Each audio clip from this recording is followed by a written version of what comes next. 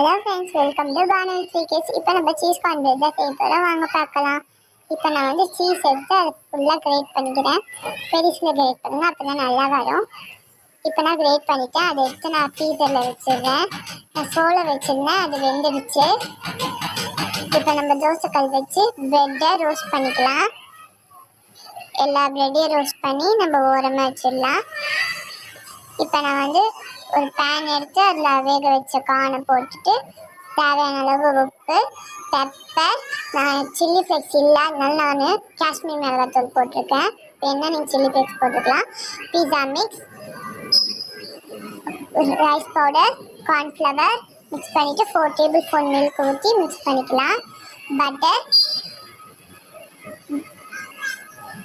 10 tablespoon milk, cheese, அவள் தான் ஃபுல்லாக மிக்ஸ் பண்ணிக்கோங்க. இப்போ ரெடி. முடிஞ்சால் லைக் பண்ணிடுங்க, மறக்காம